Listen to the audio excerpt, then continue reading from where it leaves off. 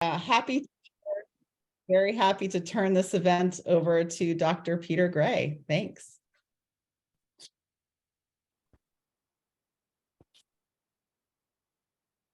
You're muted, Peter. Now you can hear me. Thank you.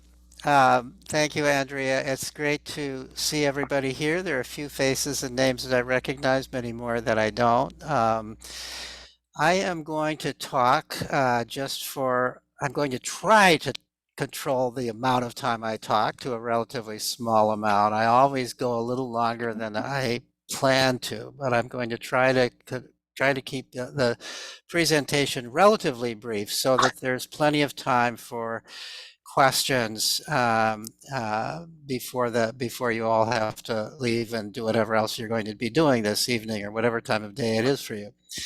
So Andrea asked me to talk about school-related stress and anxiety. And it's something that I have been writing about, researching. This particular realm is not so much my original research as research that other people are doing that I've been collecting and writing reviews of and so on.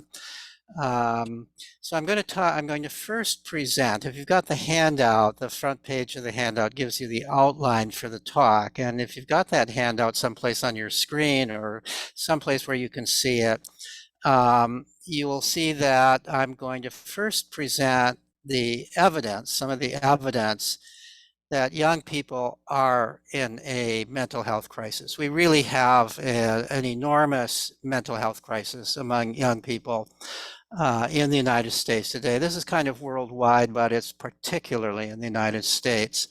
What is the evidence for that? And then secondly, how is this related to school? Is it related to school? What's the evidence that this mental health crisis has something to do with what is happening in school and with school?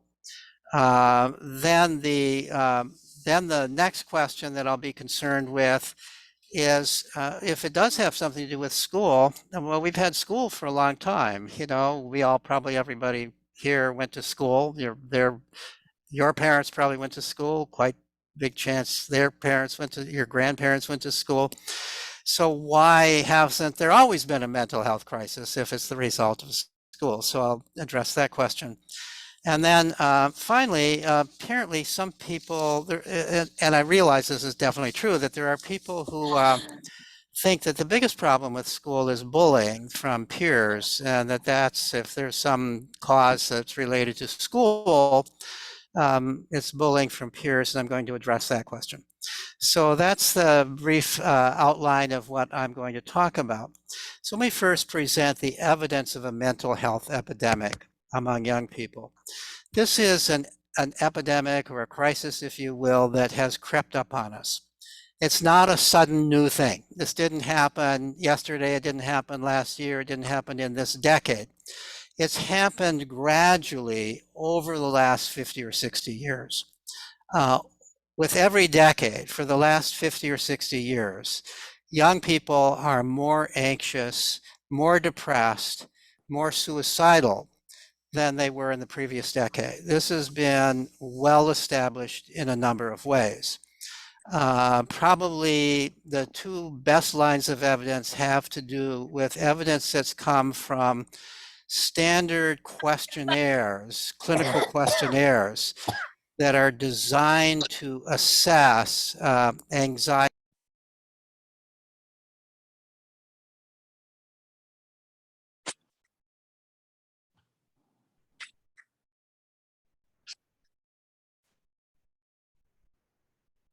Peter, you're muted. Sorry. Somehow. Right. All right. I must have accidentally, I don't know how that happened. So at any rate, so I don't know how long I was muted. So let me back up just a little bit. So it's not just that we are diagnosing people more than we did before, or that we've discovered new mental disorders and that we didn't talk about before.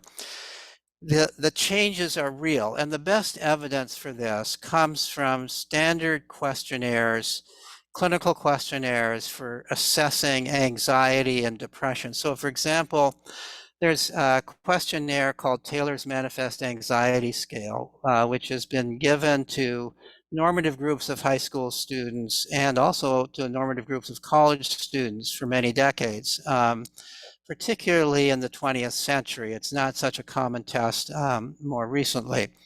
Similarly, there's a huge questionnaire called the Minnesota Multiphasic Personality Inventory, which has been used over decades with normative groups of high school kids and with college students also.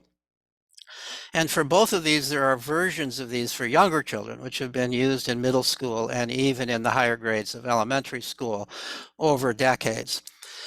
What these tests show is that ever since about 1960, the rates of anxiety, depression, as measured by these, have been increasing.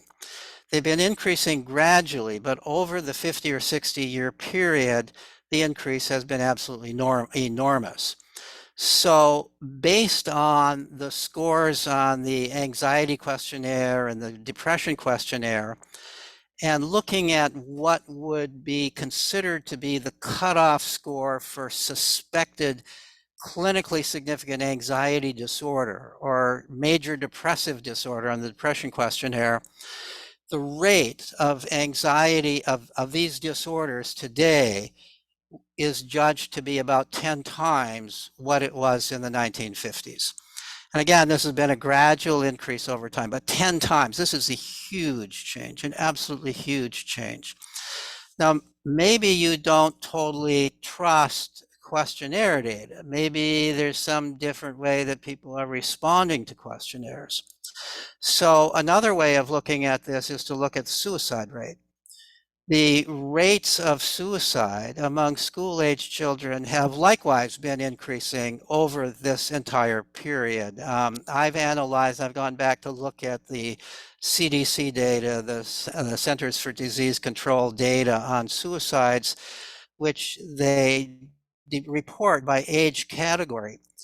The group that has increased in suicide by far the most are children under the age of 15. Young people between 15 and 18 have also increased greatly.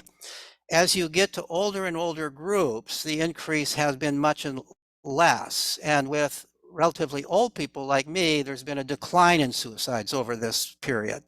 So it's not that suicide is increasing for everybody, but it's been increasing for young people.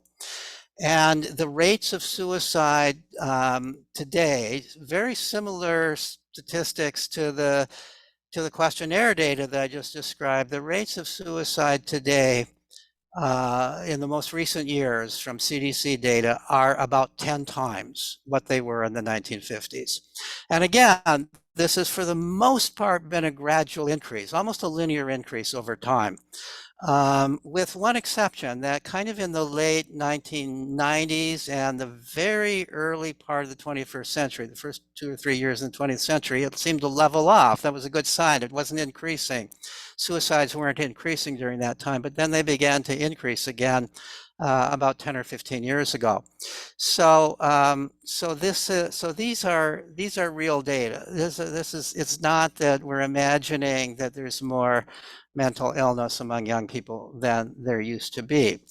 How common are these problems today? So one way of looking at it is to look at the data provided by the Youth Risk Behavior Survey that the CDC does every year. The most recent data that I happen to have at hand was 2019, and I actually wrote these numbers on your handout if you've got the handout. That this was a survey of young people between the age of 14 and 18. So these are basically high school kids. And what they found was that nearly 40%, 36.7% to be exact, reported persistent feelings of sadness or hopelessness on this survey. Almost 20%, 18.8% seriously considered suicide. Think of that. seriously considered suicide. 15.7% made a suicide plan. 8.9% attempted suicide one or more times.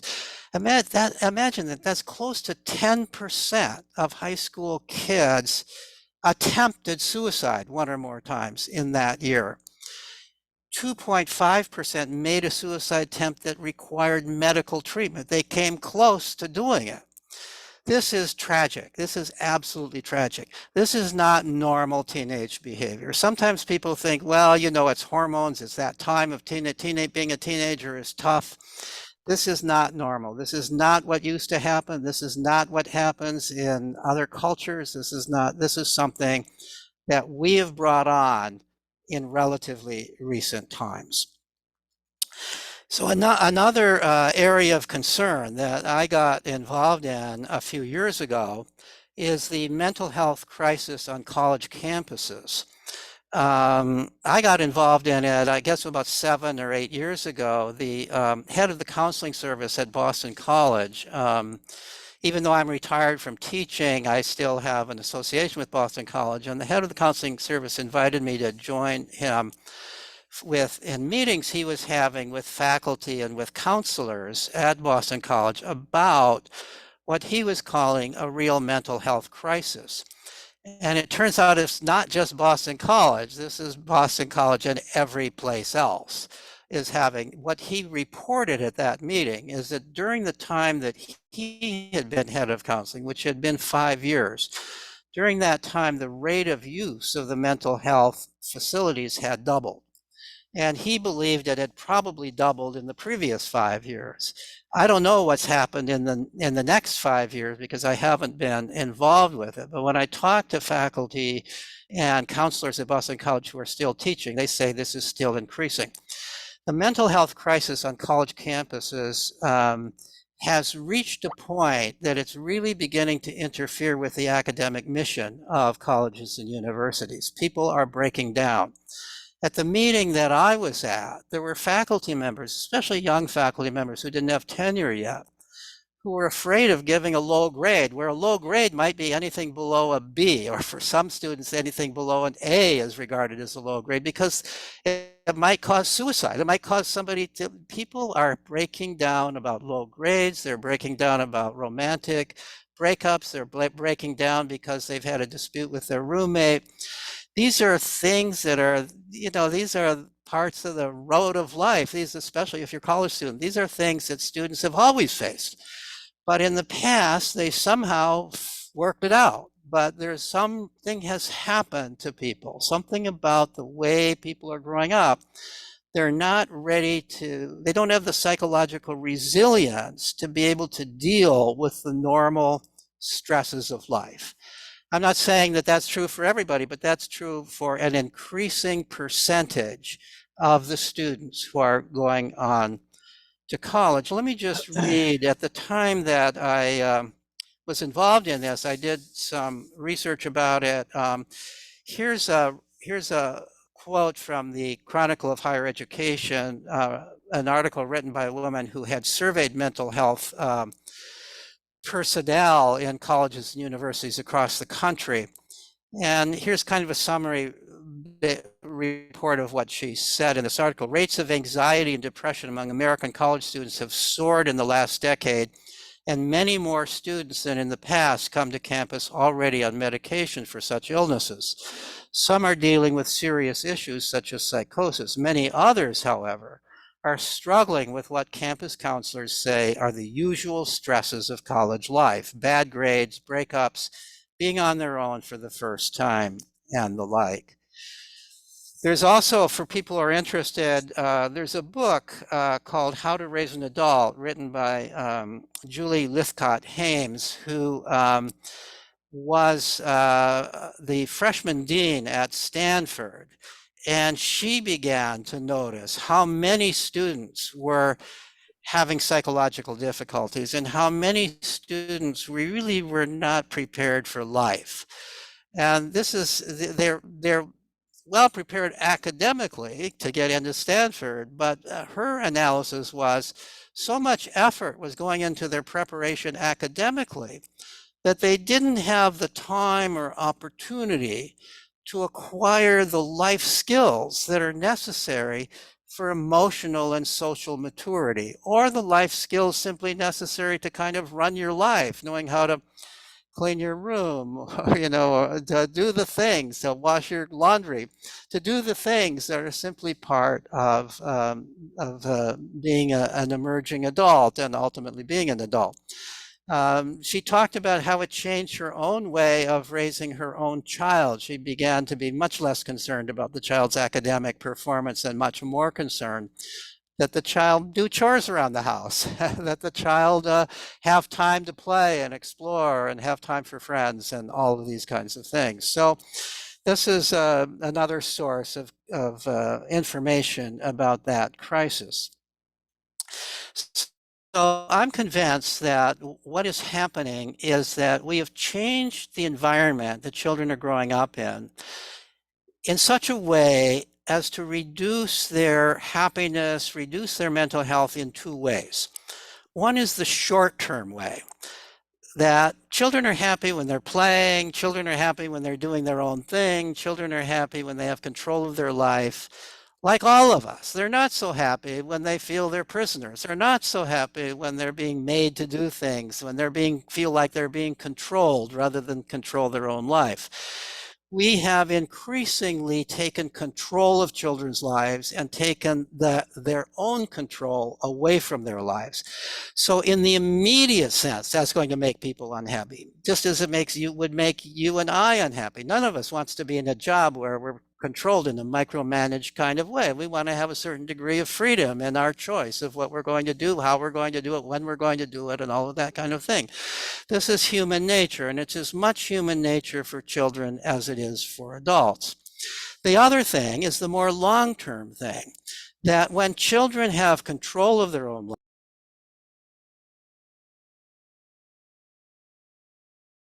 I don't know why I keep getting muted. Somebody there must be muting me, so because I'm not muting myself. So somehow we are preventing children from developing the kinds of resilience that is needed to meet the stressors of life. Now, how do children develop that kind of resilience?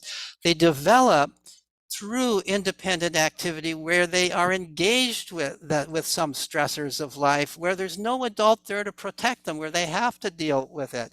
They deal with it in play. Play is the practice ground for life. They deal with it in independent play where there's no adult telling them what to do, where they have to solve their own problems, where they have to figure out how to negotiate with one another, where if they fall down and get hurt, they have to figure out what to do about it because no adult is going to swoop down and pick them up and take care of them immediately. If they get lost, they have to figure out how to find their way back. If they get in trouble, they have to figure out how to get out of trouble. This is normal childhood. This is what children have been doing throughout time. This is what children always did in the past in the United States. But over the past 50 years, we've been gradually taking those opportunities away from children. And so then we send them off to college, and for the first time in their life, they are kind of facing the problems of life without some adult immediately there to protect them. Although, believe me, they're on their cell phone with their mom a lot these days, college students are. So even then, they're not getting totally away. They're not becoming totally independent. Of course, none of us become totally independent, but they are not becoming as independent as in college as students did in the past. So how is school related, for now on B on the handout, if you're following the handout, how is school related to the mental health crisis in young people? How do we know? So if you want to know what is stressing somebody, undoubtedly the best way to find out is to ask them.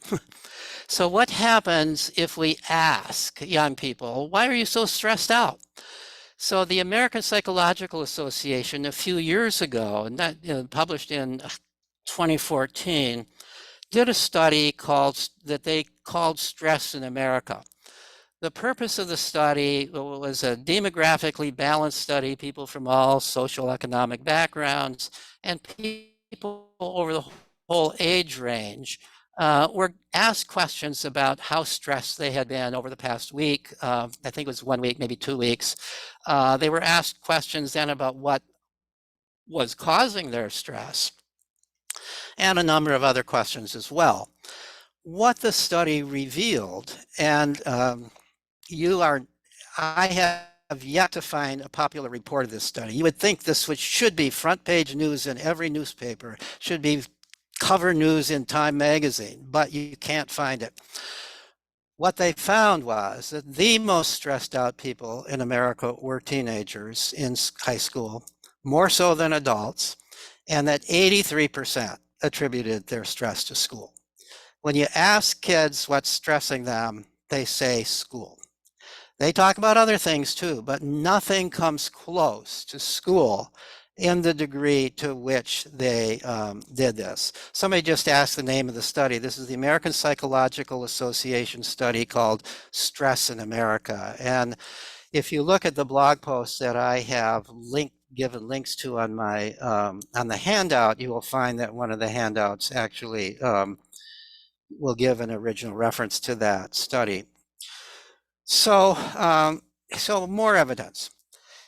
Here's another thing that I began actually about 12 or 13 years ago. I began wondering, when children are having mental breakdowns, are they having mental breakdowns more during the school year than during the summer? And I couldn't find any data on it. I finally found one pediatric hospital in Connecticut, which had published month-by-month data. They weren't making any particular point about it, but they just happened to have month-by-month data on the number of pediatric mental health admissions for several years. And what I saw, and I actually wrote a blog post on it, was that every summer the rates of admissions for pediatric mental health problems went down, dramatically down, such that in August, which is the month that everybody's off from school, the rate of admissions was half what it was during the most of the school year. Since then, there have been some other studies showing this, published studies showing the same thing. I also began wondering about suicide rates. Do suicide rates go down in the summer? And I couldn't find any data. But since then, over the past few years, there have been a number of studies, a number of people have looked. Somehow they collected the suicide data month by month. And what is shown is basically the same thing as for the mental health breakdowns, no surprise. Suicides are much more common among school-age children during the school year than they are during the summer months. And it's not just that there's something about the fall and winter and spring that leads to suicide in the summer where we're all happy and non-suicidal. For adults, the suicide rate is actually a little higher in the summer than it is during the rest of the year. So the adults don't follow that same pattern. It's not a seasonal pattern, it's a school pattern. It doesn't hold. It holds for young people under the age of 18. It doesn't hold for young people between the age of 19 and 25. This is the school age population that is committing suicide during the school year and not when the school is not in session. So so one other interesting thing happened when the pandemic came and school lockdown occurred. I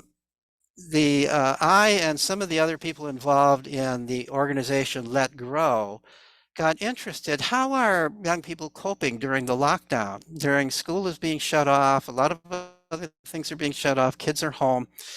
The predictions that you read from psychiatrists and all kinds of other pundits were that this was going to be disastrous for kids. They were going to be stuck home with their families. There was going to be, that we were going to have epidemic levels even beyond the previous levels of mental breakdown because of their not being in school, the disruption of normal schedules, and so on and so forth.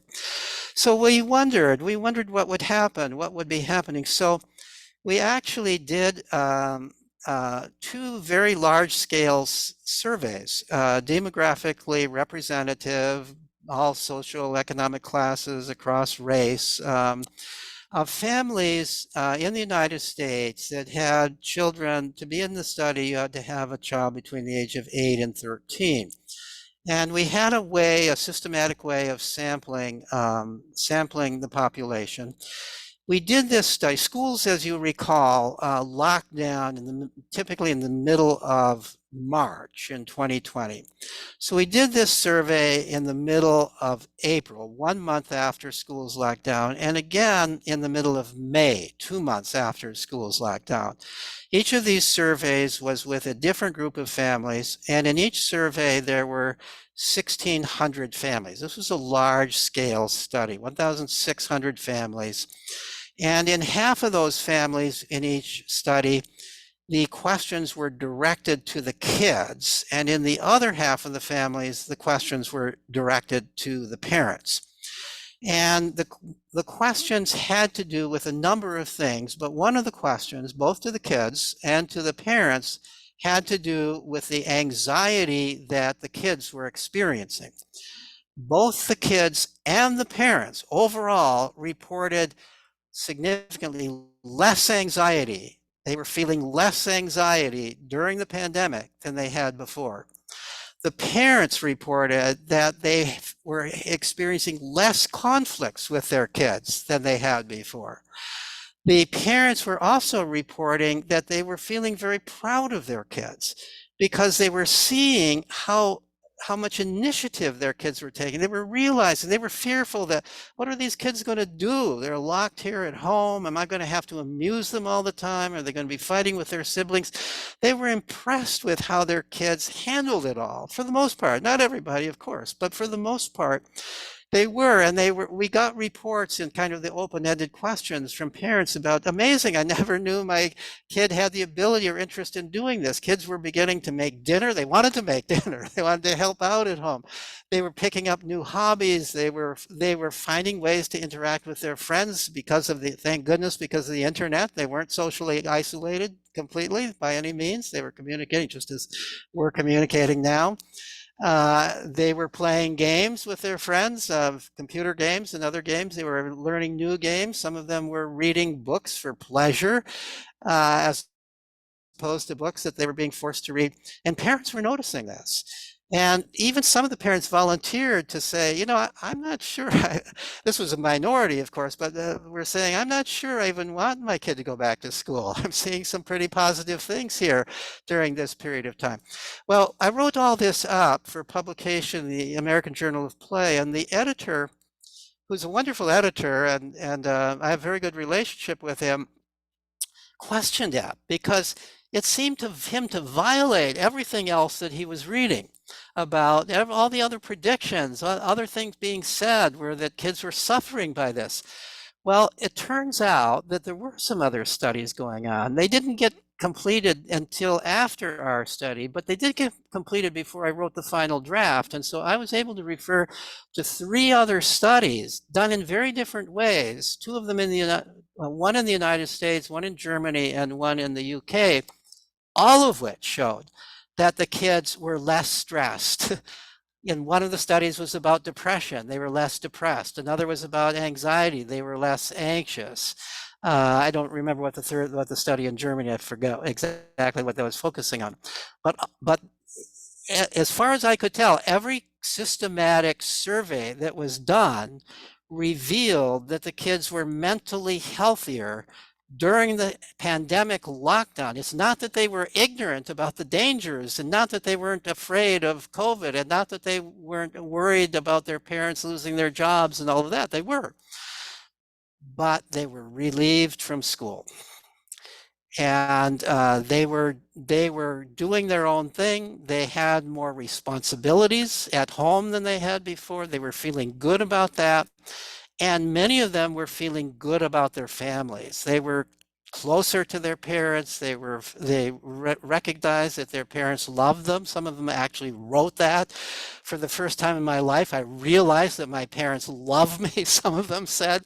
There was something about that lockdown that changed family dynamics. I'm sure parents became more loving during this period when lives were being threatened and so on in some sense. So now, one reason I brought this up is I just a couple of weeks ago received a preprint of an article that hasn't yet been published that also shows that the suicide rate went down during this period. With COVID, the suicide rate went down just as it goes down in the summer.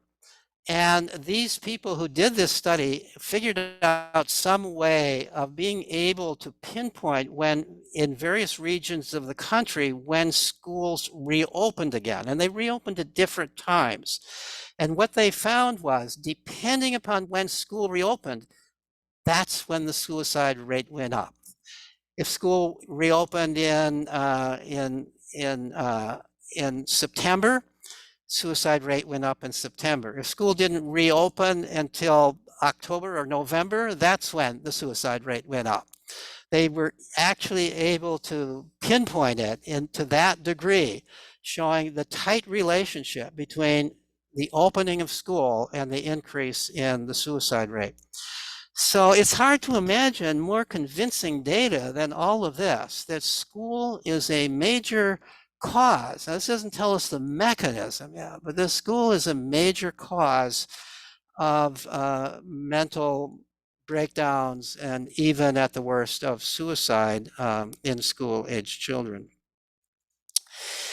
There are also, just to give a couple of other ways of studying this, there's a researcher named Sonoya Luther who has long been, she's now retired, she was originally at Columbia University School of Education, who's long been studying mental health problems in teenagers. Originally, she was interested in the mental health problems of teenagers who are living in relative poverty and population in New York City. And she was attributing a lot of the problems she was finding to poverty. But then somebody said to her, the way she describes it anyway, somebody said to her, well, how do you know it's poverty? You've only been studying people in poverty. Maybe the mental health problems are just as great for young people who are not in poverty. How do you know? So she decided to do the same study in Westchester County in New York, which I believe is the wealthiest county in New York, at least at one time it was. And she found and these are all published reports in academic journals, she found that the rates of anxiety, depression, binge drinking, use of prohibited drugs were higher in Westchester County among teenagers than among the kids in poverty in New York City. She changed the orientation of her study. At first, she seemed to call this a problem of affluence. But then as she went on with this study, she realized that it's not a problem of affluence, it's a problem of what schools the kids are going to. And she began to focus on the distinction between what she called high achievement schools and schools that have less of an emphasis on high achievement. High achievement schools tend to be in wealthy communities. They tend to really be pushing honors courses. Expectation is that everybody's going to get into college, and a high percentage are going to get into really fancy colleges. There's a great deal of pressure in these schools. It comes not just from the school personnel, in fact, maybe not even primarily from the school personnel, and not just from parents, but to some degree, considerable degree from parents. It comes from parents, it comes from the school, it comes from the other kids.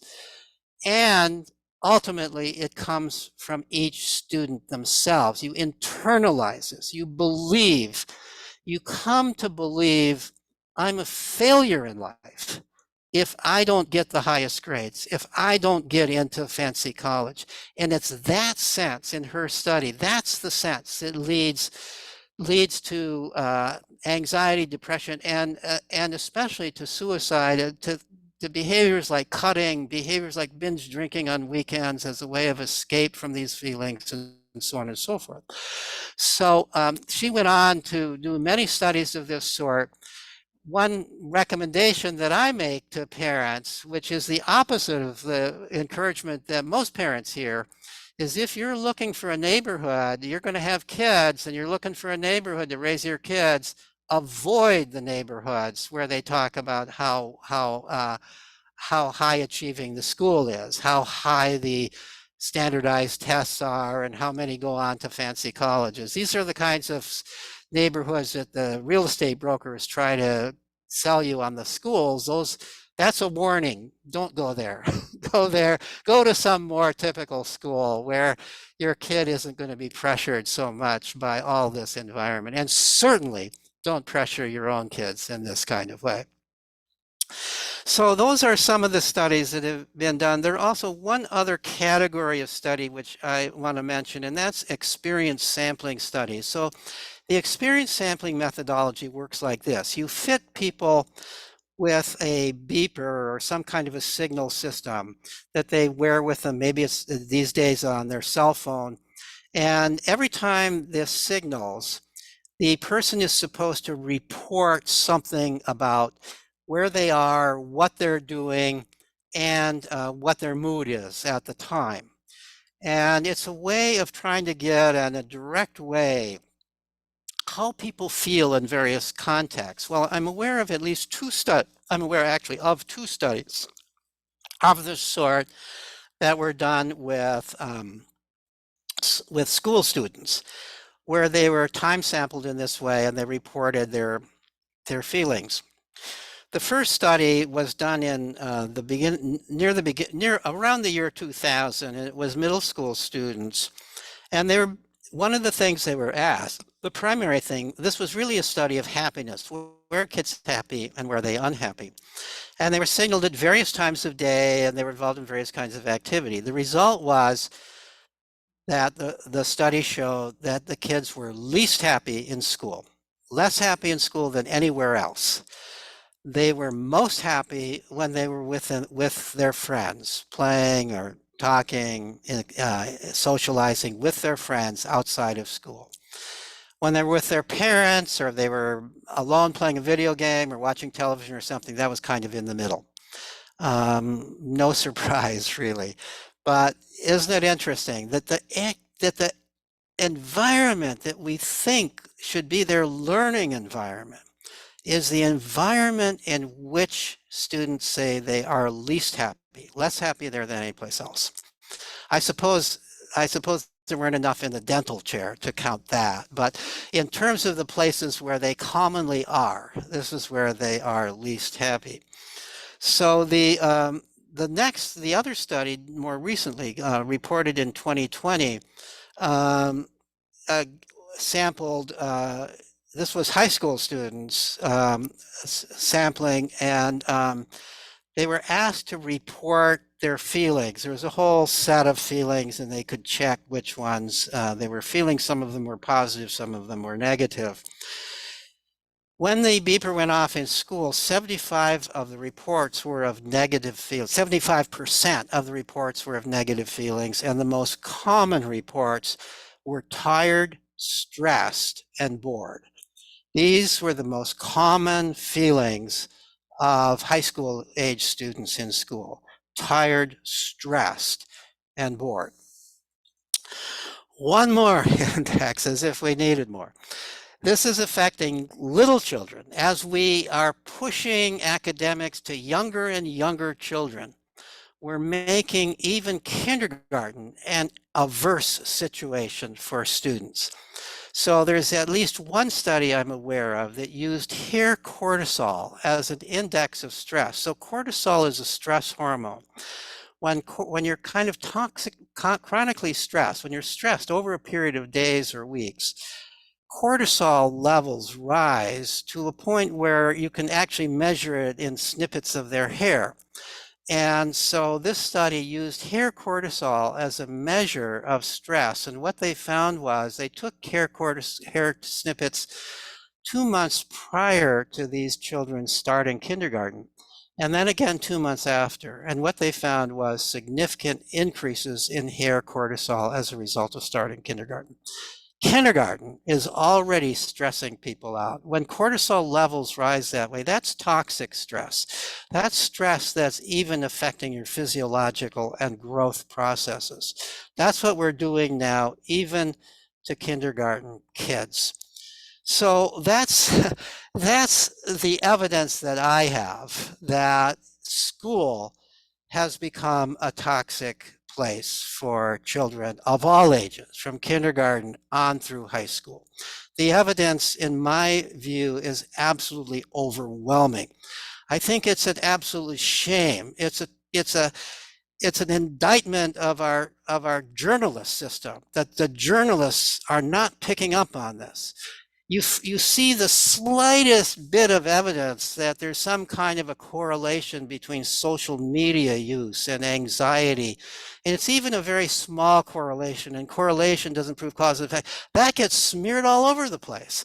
You have an article in Atlantic magazine about how the iPhone is the ruination of a generation based on a tiny little effect that is not meaningful. I've looked at that, I've studied that. So we want as a society to point to anything else except school as the cause of this. And it's just glaring that it's school. And yet our journalists ignore that. I think that's a crime. So so now the next question is, people have always gone to school. Why hasn't there always been a mental health crisis? And my answer to that, the primary answer to that, is school has grown more toxic over time. It is taking, over this period of time that I'm talking about, the last 50 or 60 years, with every decade, school is taking more of children's time, leaving less time for self-directed activities, and it is becoming more and more pressured, more and more high stakes testing, more and more drill for tests. The creative activities in school that used to exist have been increasingly removed. Recess has been greatly diminished. Let me give the contrast between the 1950s, when I was in elementary school, and today. So when I was in elementary school, and I'm talking about my school, but I'm really talking about schools in general. I've actually, to the degree that there's data available, I've looked up the data. First of all, what the data show is that in the 1950s, the school year was 5 weeks shorter than it is today. We had a whole extra month in the summer off from school and an extra week of vacation during the year. The school day was shorter for most cases. It was about 6 hours. Now, in many cases, the school day is 6.5 or 7 hours. But even more significant than that, in elementary school, we did not have homework. We did not lug books back and forth between school and home. We did not lug worksheets. We were free. When the school day ended, we were free. Once in a while, a teacher might ask us to write a poem or a story, something creative like that, something kind of fun at home, and bring it in the next day. We had, at the school I was at, I can't swear that this was true for all schools, but the school I was at least for 5th and 6th grade, because I remember that well, we had half-hour recess in the middle of the morning, half-hour recess in the middle of the afternoon, and a full hour at lunch. So with a 6-hour school day, we were outdoors playing 2 of those hours. We were only indoors for 4 hours and never more than an hour at a time. This is very different from what school is like today. We had lots of time out of school for self-directed activities. We had lots of time to play, lots of time to make friends, lots of time to develop our own interests and passions, lots of time to learn how to take control of our own lives. I often say that when I was in school, I had 2 educations. I had school, but that wasn't the main education. Even time-wise, it wasn't. I spent more time outdoors playing and exploring with my friends than I spent in school. And that wasn't unique to me. That was typical.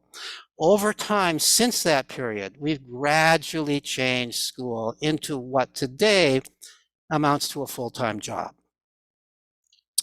there's actually research that shows just during the period between, let me get this straight, between 1981 and 2003, this is actually based on survey data, that the amount of time that children between the age of 6 and 8, so we're talking about little kids now, between 6 and 8, spent at school plus school homework over that period of time, over that 2-decade period, increased by 11.4 hours per week.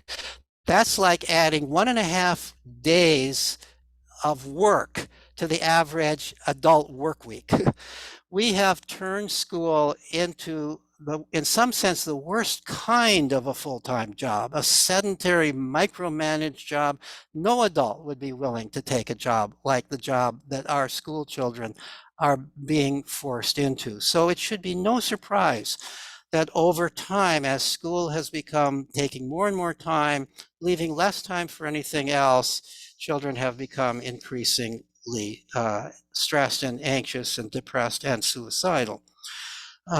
So it's, in addition to that, besides the increase in school, we have sort of developed what I sometimes call a schoolish view of child development. We've developed the view that children are better off when they're directed and supervised and taught by adults than when they're doing their own thing. So even when children are not in school, even when they're not doing homework, we tend to put them in adult-directed activities. Instead of just sending them out to play, they join a little league or organize soccer or take karate classes or this or that. They're more or less carted around to one kind of after-school activity or another, and these are structured like school. They're not things that children are initiating. They're not learning how to take control of their own lives in these settings. This is still more, and they're very often competitive activities. They're very often stressful competitive activities. Do you make the team or don't you make the team? Does your team win or lose? Did you mess things up because you played badly? And God forbid, the worst thing about it all is your parents are sitting there in the audience cheering you on and booing the empire. This is not a healthy a way to raise children. But this is what we're doing today. So this is why I would say that that this change has occurred over time, despite the fact the school's been around all this time. Let me just very quickly address the question of bullying, because to the degree that people are willing to say, people involved with the school system are willing to say school is part of the problem, they often point to bullying. Bullying by peers, not bullying by teachers, not bullying by the school system itself. But that's not what students say. When students are asked about the source of their stress, sure, bullying is a problem. It's always been a problem. That hasn't changed. There was probably more bullying in the previous years than there were today. Increase in bullying is not the problem, nor is increase in cyberbullying the problem. You ask kids and they say, no, that's not the problem. The problem is the stresses of school. The problem is the shame. The problem is the feeling of failure, the feeling of worry about that. I don't want to minimize bullying. There are some cases, we know there are some cases, well-publicized cases of young people who committed suicide because of terrible bullying. It's terrible, insistent bullying. That does happen, and that's a tragedy, and we need to work against bullying. But let's say we do want to work against bullying. How do you solve the bullying problem in school? School is a perfect environment for generating bullying. It's an environment in which people are age segregated. My research and others show that age segregation promotes bullying, age mixing reduces bullying. It's an environment that's competitive. Being in a competitive environment where it increases bullying, and being in a kind of cooperative, socially cooperative environment reduces it. It's an autocratically governed environment. Schools are the most autocratic organizations we have, and all autocratic organizations, there's a lot of bullying among the people who are subjects of that autocracy. And and they're being locked together. They can't escape it. You're stuck together. It's like there's a lot of bullying in prisons for the very same reason. They can't get away from it. So it should be no surprise if we wanted to get rid of bullying in school, we would have to radically change the structure of schooling. We'd have to make it not age segregated, not autocratic in organization, not competitive in terms of the motivations we use to motivate learning and so on and so forth. We'd have to really change schools so that they wouldn't be what we in our society typically call schools. It would be more like a liberated learner center. They'd be more like a Sudbury Valley school. They'd be more like an agile learning center. Well, that would be great. If that were our way to get rid of bullying, that would be great. So I'm going to stop now. As I warned you, I've talked longer than I intended to, but I'm going to stop now and turn Thank it you, over Peter. to questions. Yeah, we have a number of them, so I'm going Whatever to try. questions that you have. We have a number of them, and I'm going to try to make sure that I do them in the order that they were posted. We may not get to them all and still be able to be respectful of yours and everyone's time, so I'll do the best I can. So the first question, Andrea, I don't know if you're talking, but I'm not hearing you. Oh, are other people hearing me? I can hear you. Okay. Can you hear anyone right now, Peter? I can hear you. Peter, can you hear me? Can you hear us now, Peter? No.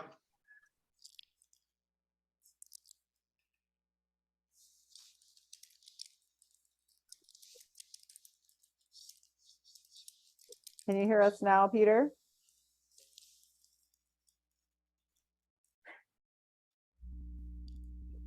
Peter, can you hear us?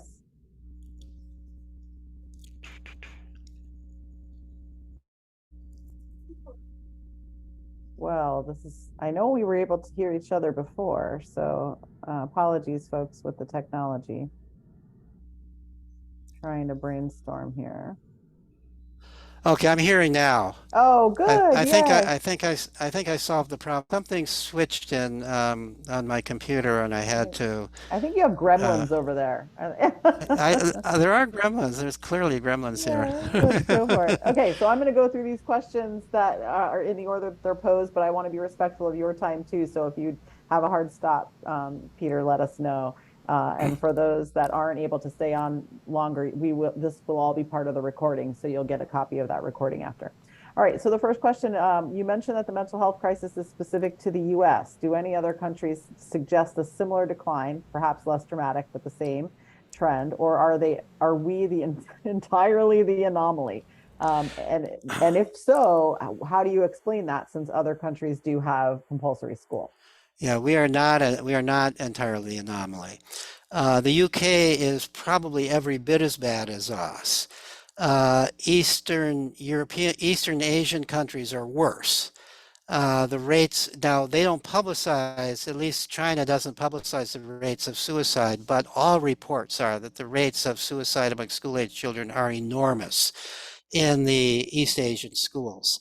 There was a study a few years ago that where some British psychologists as well as Chinese psychologists did a study, and the general report of it was that the rates of suicide among school-age children are huge.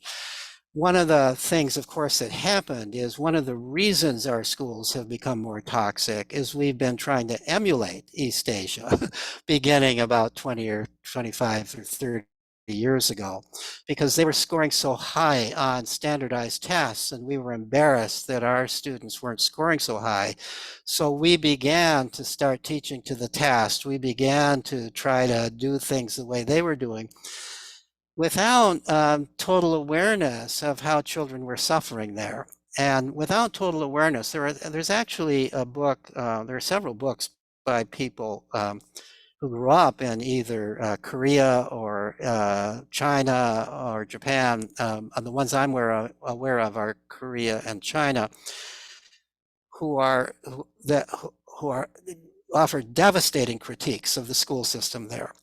that it destroys creativity, it produces enormous anxiety, it more or less destroys childhood.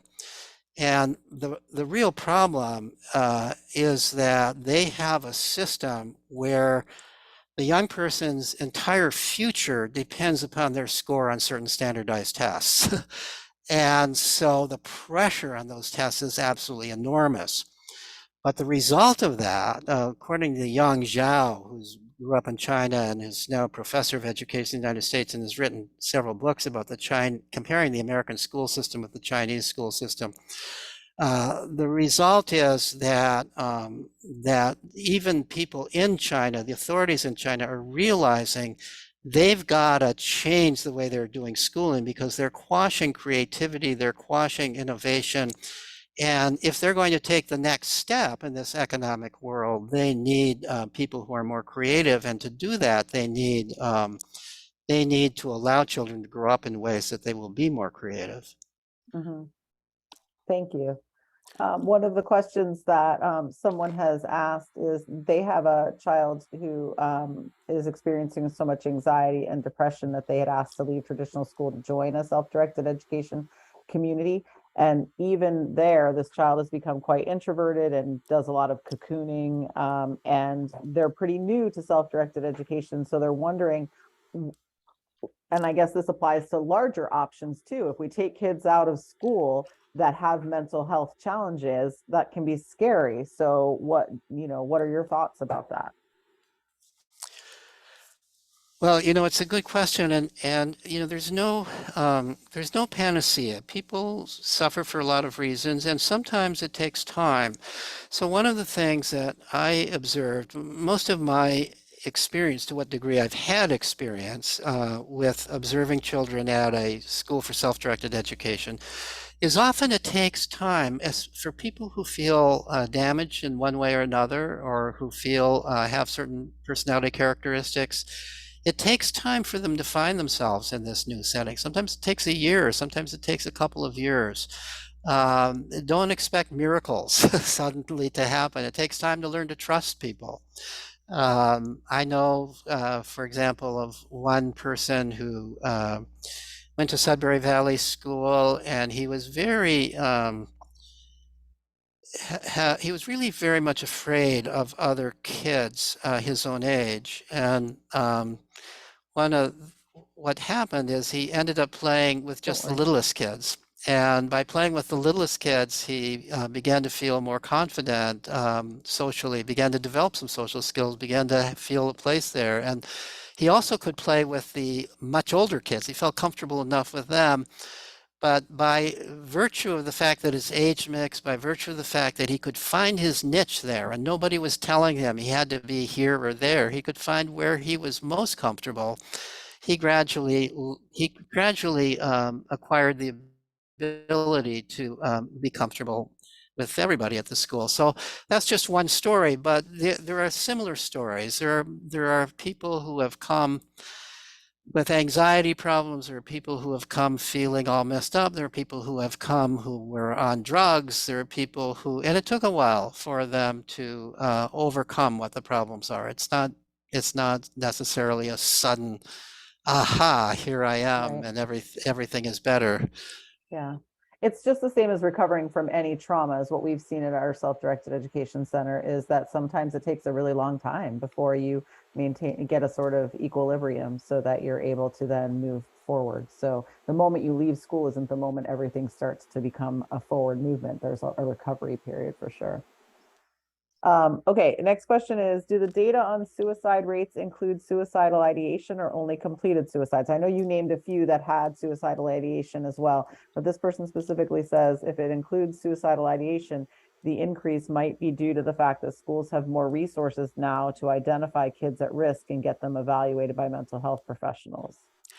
Yeah, the suicide data is completed suicides. There is separate data on ideation, but this is completed suicides. Suicidal ideation is also up during the school year, but completed suicides.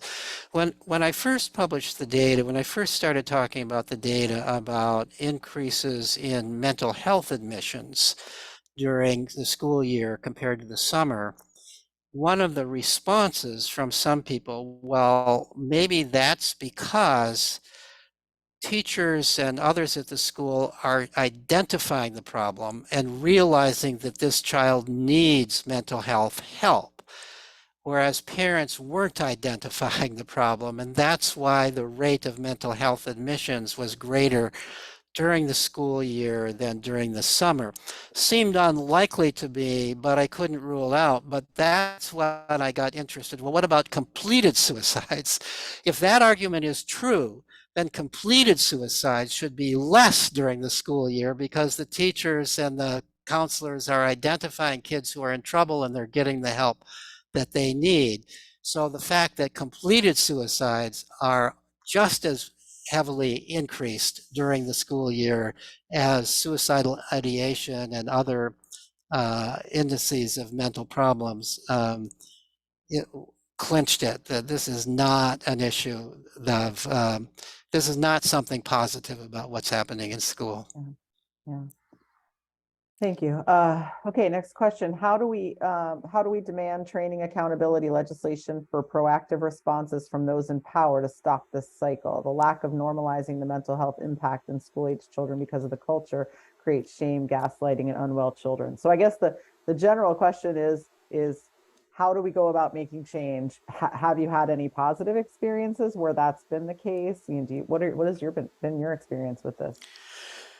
All right. So first of all, there are many schools that are recognizing that a lot of the kids in school are suffering emotionally. And they're recognizing this is a problem at school. It's a problem for the academic experience at school. And they're trying to do something about it. Unfortunately, in my mind, the primary thing that they're trying to do is to bring in therapists, more and more school psychologists, and also to create courses in sort of socio-emotional training. Again, this is the typical school response. Kids are having some problem, so we're going to have another course to solve this problem, or we're going to bring in some new expert adults to solve this problem. Instead of admitting the problem is what we're already doing. Right. The problem is we need to do less, not more. we need to give less homework. We need to give more recess. We need to back off rather than press yet more. I think that maybe it's not a bad thing that there are kids who need therapists and some of them benefit from the therapy. But on the other hand, when you do this, what are you doing? As we become more and more of a therapist society, and we become more and more, we're always telling children, well, you need to talk to a therapist, instead of telling them, go out and play.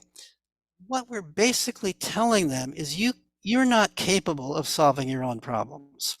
You've got to go to some adult for help. That's the message we're constantly giving to kids.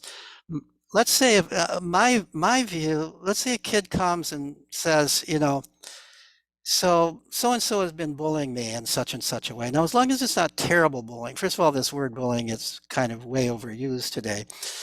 The response ought to be not, well, you need to go and talk to a therapist about it, nor should it be, let me step in and talk to the bully's parents, nor should it be anything that I, the adult, am going to solve this problem. It should be, all right, let's talk about this. What do you think you could do about it? Get the kid thinking about it. Is there some way that you think you could solve this problem? What we need to do is to empower children to take more control of their own lives rather than disempower them. We're constantly disempowering them by solving their problems ourselves or by putting them in touch with other adults who are going to solve their problem, by basically telling them, if you got a problem, go talk to an adult. You're basically telling them you're not capable of solving your own problem.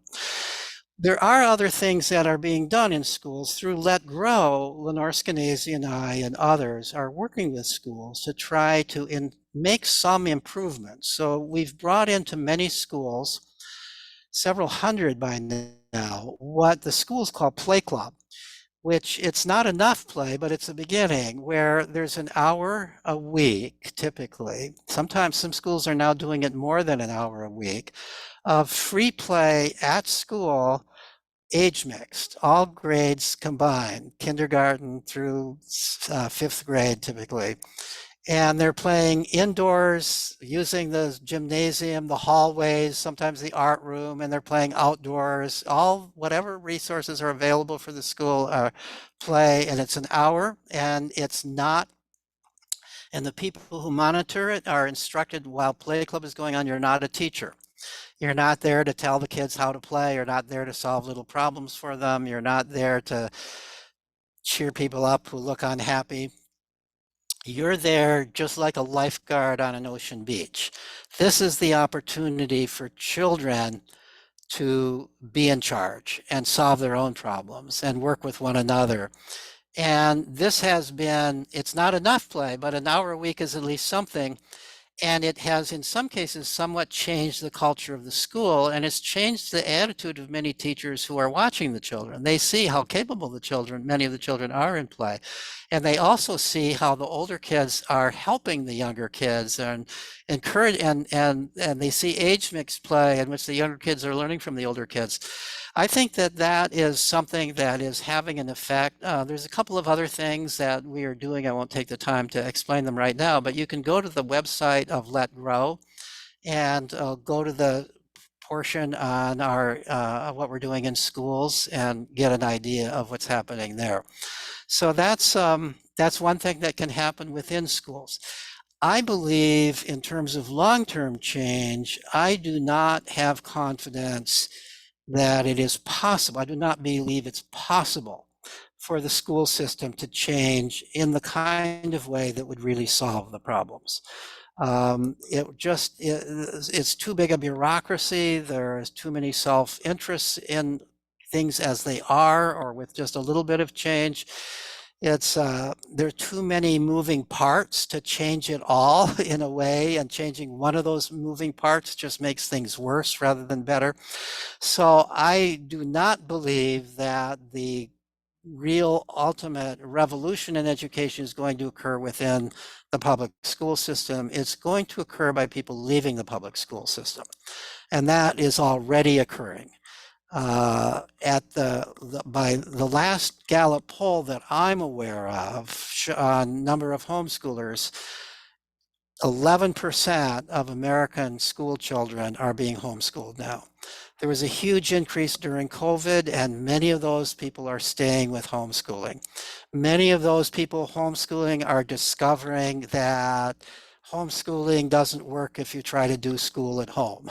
They're discovering that what we call unschooling, or loosely structured homeschooling, or where the children have a lot of say about what they're doing, the children have a lot of self-direction, and they're also discovering ways to bring children together, and sometimes in the libraries, sometimes parent co-ops, various ways of bringing kids together. I think the revolution has already started. I think that when we reach a certain point, when there's a certain, maybe 15%, maybe 20% of kids are not in school, then I think the gates will open. And at that point, we're going to see replacements for school. They may occur in libraries. They may be further development of the kinds of programs already existing, Liberated Learners, Agile Learning Centers, Sudbury Schools, other democratic schools, and the like.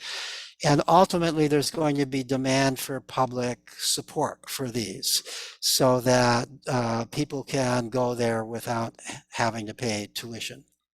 Right. Thank you, Peter. That's helpful. And I'm going to ask Katina if you could put in the chat the link to the Alliance for Self-Directed Education. So if you're looking to find out more about all of those kinds of places that Peter's talking about, that's a great resource. They have a map, and you can look for where you are in the world and see what's nearby you in terms of self-directed education centers. We do still have a number of questions here, so again, stop me when you need to. But the study with kindergarten kids, 2 months before and 2 months after, isn't that something called positive stress when you adjust to a new environment? Is there any psychological term called positive stress at all, as this term keeps coming up in corporate settings, that positive stress is good and negative stress is bad? So I think that chronic stress at the level that raises cortisol levels over time is bad. I think all the research shows that. When I'm not exactly sure what people mean, but I have heard the term positive stress. But children, when they're playing, deliberately put themselves into stressful situations. I think that's positive stress because the children are controlling it. They can end it. It's not being forced upon them. So a child who climbs a tree up high enough to feel a certain amount of fear is feeling a degree of stress. And they're playing with their own stress. They're playing with their own fear. They're learning how to deal with stress. They're learning that life is full of stressors. And we learn from stressors when we can control them. It's the stresses that we cannot control that result in what's called learned helplessness. And that is not positive. What we are subjecting children to when we send them to kindergarten is not positive stress. We're subjecting them to learned helplessness. We're subjecting them to stresses that they have no control over. They can't reduce those stresses. Yeah, makes sense. All right, I think we only have like 2 more. So how can we help now with mental wellness support for adolescents with the increased need for all ages, lack of availability of providers, especially providers who work with adolescents? How can parents support their teens when their teen struggles against all offers of support? So obviously this depends very much on the particular case, the particular teens, and so on. But I think that what teens need most is the support of other teens. What teens need most is friends. They need people to talk to. They need to feel accepted by their peer group. We did a study, it was published fairly recently in the journal Other Education. We did a study of the graduates or former students, because they weren't all graduates, of the Hudson Valley Sudbury School.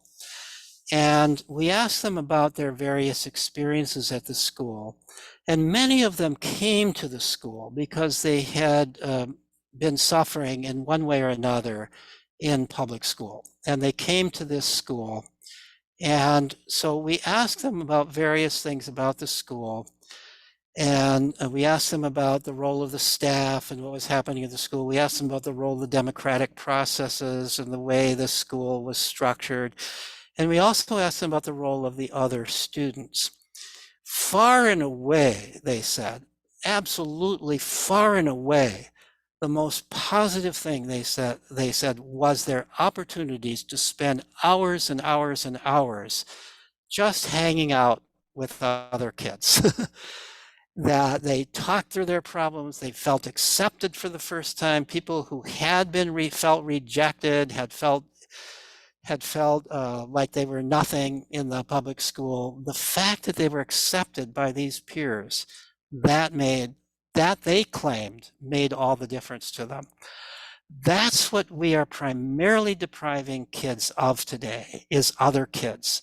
We have this egocentric view that we adults are the ones that kids need. They do need us, but they don't need that much of us. They need to be spending more time with other kids and less time with us. We've arranged the world so it's very hard for kids to spend much time with other kids outside of the prying eyes and ears of adults. And teenagers especially need that. Throughout history, teenagers have always had hangout places where they get away from adults. That when my own son was a kid, he wasn't one of these, but that was his problem. But there were kids, you'd find gangs of kids at shopping malls. So, they'd just be there hours and hours every week, hanging out in shopping malls. This is therapy.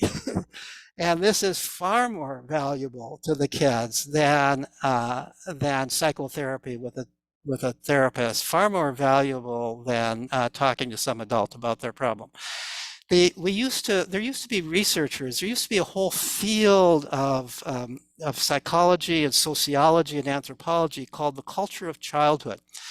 You would go to any society and you would find a culture of childhood. Children have their own separate culture away from adults. They're spending huge amounts of time away from adults. They've got their traditions, they've got their games, and it's passed on from one cohort of children to the next, and every neighborhood has its own. This was the way childhood was when I was a kid. This was the way childhood has been traditionally. We have more or less destroyed the culture of childhood.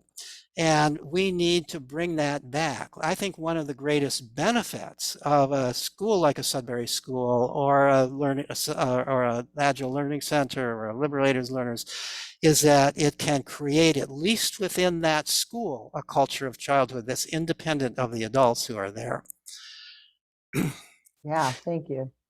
And by the way, I might add one of the worst recommendations we get is let's ban kids from social media, let's ban kids from being on the internet, because let's ban them from playing computer games, because that's presently the only way they can have a culture of childhood, Right. is they do interact away from adults Yes. through the computer. Yes, it's the only place away from the adult gaze for sure. Okay, is there any science that you're aware of studying the rapid rise of school shootings and whether or not the increase in mental illness is due to school stresses? So I don't, there are sort of individual case studies and individual reports and so on. And I think that the school shooting problem is of course a very serious problem, and it's a very dramatic problem, and it's a headline promoting problem. In terms of the actual number of deaths from school shootings, that pales in comparison to the number of suicides. Absolutely. So the school shootings are important. This is a gun control problem. This is not a kid raising problem. This is a gun control problem. It is absolutely shameful. I know there are people listening here who will disagree with me. It is shameful that we have so many guns in our culture, that we aren't regulating guns. The data is absolutely crystal clear that when you start regulating guns, murders and school shootings and suicides go down. Yes, thank you. I do have one recommendation for you to reach out to Joe Rogan, because apparently that's the audience you need to get your message out. Okay, then there's another, this is a long one. I'm going to do my best to read it. It just says there's still a justification of the conventional school, particularly parents aspire children to get in higher achiever schools in Sri Lanka, because homeschooling is seen as a place for children who might not cut it and are somehow weaker or have some deficiency. So parents continue with conventional schools even when they realize it's not really working for their children, because they don't want to admit that their child isn't good enough. And talking about the mental health issues of school actually makes this worse, because they absolutely don't want to admit or even consider the possibility that their child has mental health challenges. Any suggestions on how to talk about mental health without scaring people off? Yeah, I think that's a good question, and I think that one of the reasons why we don't want to talk about mental health is that we think of it as a problem within the child or within the family. And so therefore we think of it as some kind of shame. But I'm thinking of it, this is a problem of the society, and this is a problem of finding the niche that works for you. All of us are different. None of us are the same. Even identical twins aren't the same. All of us are different. All of us need a somewhat different world to be happy, to be adjusted. Some people are more different than others, but we're all different from one another. The school system treats us as if we were all the same, and that's the fundamental problem. And so if your child is suffering in school, is that your child's problem? Or is that the school problem? And it is a very positive thing for you, for your child, if you decide, look, school isn't the spot for my child. My child's a great child, but he's not shining in school. we need to find a better place for my child. I think that that's the role, one of the most important roles of parents is to help their children find the niche in this world where who they are, what their personality is, what their sort of God-given, if you will, characteristics are, where those are best placed. And for many people, school is a horrible place for them. I think for most people, it's a bad place, but for some people, it's an absolutely horrible place. So there should be no shame in making that decision. I think as more and more, now I don't know about Sri Lanka, but as more and more people in the United States and in various other countries are doing this, there's less and less stigma about it. There's more, and you can always point to other people doing it. There's no longer in the United States really a stigma about homeschooling. It wasn't that long ago that there was. There still is a stigma about unschooling, and many unschoolers don't use that term because of that.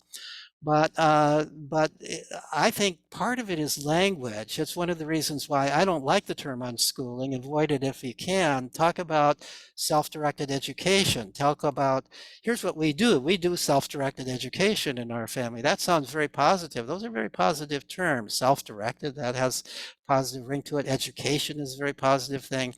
Don't talk about what you don't do. Talk about what you do. And I think we need to talk about these choices in a very positive way.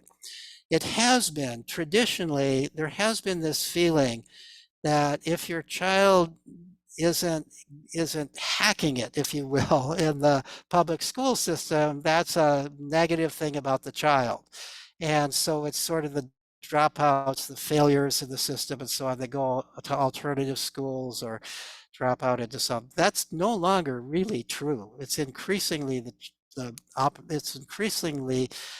very capable people who are dropping up, if you will, leaving the school system for an education that they have more control over. So I think that's changing. I don't have the answer to everybody about this, but I think that what one needs to do is to familiarize yourself with the literature on this. Look at how many, look at the data. I've done studies of people who did self-directed education at home, people who grew up in Sudbury model schools, and other people who've done such studies, and they go on to good lives, and they get into college if they want to go to college, including even prestigious colleges if they want to do that for whatever reason. And so there doesn't seem to be any reason to feel any stigma about it, to feel like this is a failure. Now, it is true that in many countries it's illegal and you have to do it underground. In many countries it's very rare, and in many countries there will be a stigma about it. And all I can say is try to be a force for changing that. I sort of believe in what sociologists call the tipping point theory of social change. The tipping point theory is that social change begins when a few very brave people do something different and they come out about it. They let other people know they do something different. They act proud about doing this something different rather than ashamed about doing something. They may suffer to some degree for that. They may get criticized. They may get pointed to and so on and so forth.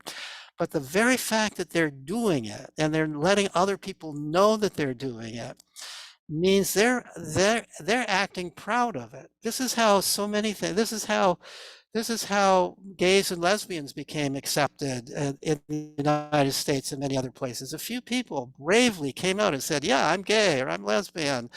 And then more people could do it, and more people. That doesn't mean everybody's going to become gay and lesbian because you need a biological proclivity to that. But what has happened is, at least for everybody under about the age of 40 now, accepts being gay and lesbian as a normal thing and doesn't see it as a stigma, isn't ashamed of their child who's gay or lesbian.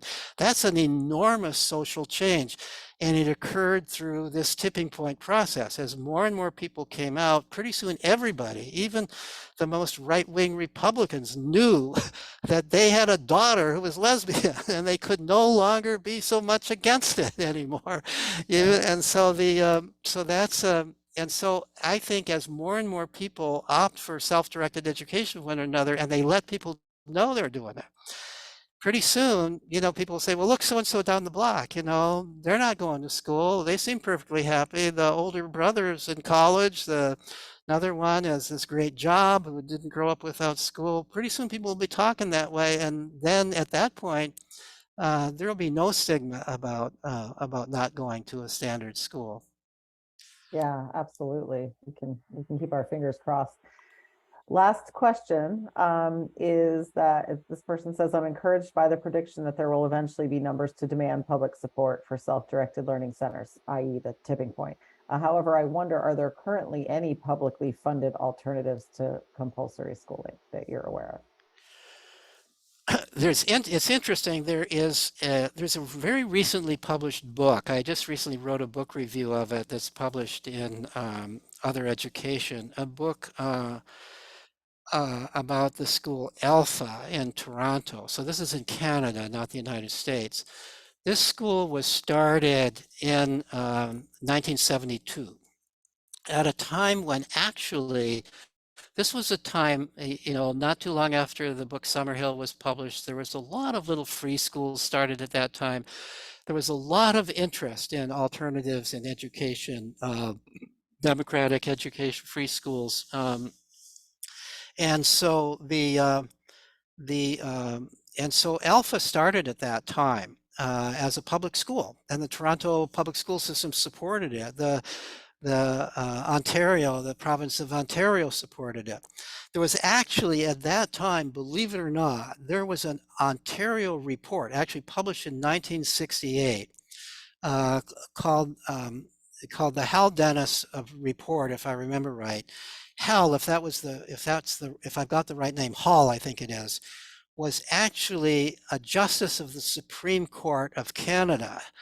And he was on this commission, this 1968, that had studied the school system and came out with a devastatingly negative report on the public school system in Canada, specifically in Ontario, about how it was like prison. I mean, really, terms like that were being used. Everything had to change. And so Alpha emerged out of that. This was going to be an experiment. This was going to be a trial test for a whole new kind of way of thinking about school, where students would be self-motivated, where they wouldn't be tracked, they wouldn't be age segregated, they wouldn't have to go from A to B to C. They could start with C if they wanted. They could do whatever they could follow their own interests. It was an amazing report. And Alpha was set up as a public school trial on this. Well, problem is, as the political winds changed, all that changed in the United States and in Canada. And ever since then, Alpha has had to fight with the bureaucracies of both Toronto and the province in order to keep going with its self-directed procedure. It's an elementary school, goes just through 6th grade. At one point it went through 8th grade, but the bureaucracy forced it to cut down to just elementary school. But it's a wonderful book because it describes first of all how the political winds were supporting this school at the beginning, describes the success of the school, describes how despite the success of the school, it's had to fight the school bureaucracy in order to keep going with its original mission. That's the only long-lasting, publicly supported school for self-directed education that I know of. Now, there have been many attempts, schools within schools over time, but they never last very long. And part of the reason, I think, is they don't go far enough and they're too much tied to the regular school bureaucracy. And so if the kids aren't passing the tests that the school bureaucracy says they should pass, which would really mean they'd have to be studying the curriculum, which is not going to happen if they're self-directed, then the school is judged a failure. That's one of the reasons that such schools don't succeed. It's not the only reason. So I think on the other hand, there is another whole system of public support for self-directed education. And that's not what we call schools, that's what we call libraries. We have, in the United States, and most countries have, 2 publicly supported educational systems. We have schools, which are the coercive system. They decide what you are supposed to learn and try to make you learn it. And then we have libraries, which are the self-directed system. Librarians don't tell you what you need to read or what you should be learning. They help you find what you want to read or what you want to learn. Well, libraries are beginning to pick up larger missions. So many libraries in the United States now have maker spaces in them. These are places for creative play, and it's primarily children and teens, as well as adults who go there, and it's self-directed. Librarians are learning. They don't even have to have anybody at the library who knows how to use this stuff because the kids can figure it out. Huge numbers of libraries have this. We recently, along with 2 librarians, I did a survey of libraries and published it in the American Journal of Play not too long ago about how libraries are becoming increasingly places for self-directed education. I think that in my vision of the future, as schools begin, as more and more people take their kids out of school, and as more and more of these people take their kids out of school, wise up to the fact that they should get themselves on the library board in their town and work towards making changes in the library and making the library friendlier, even more friendly than it already is. It already is pretty friendly to homeschooled kids, so that homeschooled kids can hang out and play and do things all day in the library. You don't need to have a parent at home if you've got homeschooled kids. I think that that is the transition towards schools becoming the primary libraries becoming this primary educational center, gradually replacing schools. And libraries, the infrastructure is already there. There's libraries in every neighborhood, just like there are schools in every neighborhood. There's already public support for libraries, so there's no need for a whole new tradition of public support for them. That's the route that I am trying to press for more and more opportunities for publicly supported self-directed education. Brilliant. Peter, I can't thank you enough. There are so many wonderful comments. I hope when we get the download of all the comments, I'll send them to you. So many people expressing gratitude for your work and also for you taking the time to be here and share this. We actually have, I think the author of the book that you're referring to about Alpha is on the call. So that was kind Yay! of nice. You got a little detail. You got some of Deborah that Rourke. information in there. Yeah, it's a Yeah. great book. It really is a terrific book, and I urge everybody to read it. Awesome. And again, thank you for taking extra time to answer folks' questions. I appreciate that. So again, for those of you that are in attendance, we're so grateful that you could be here. And just as a reminder, if you're here, you probably ordered your tickets through Eventbrite, in which case we do have your email address and location information, et cetera. But if you don't think we have that information, I'm putting the link to Liberated Learners website in the chat. And if that would give you an opportunity to be added to the Liberated Learners mailing list or to reach out to a center perhaps near you if you'd like to ask questions about that. They also have regular webinars if you're considering being part of that tipping point that Peter talked about and starting your own center in your area. We would love to help you to do that because we need more of them.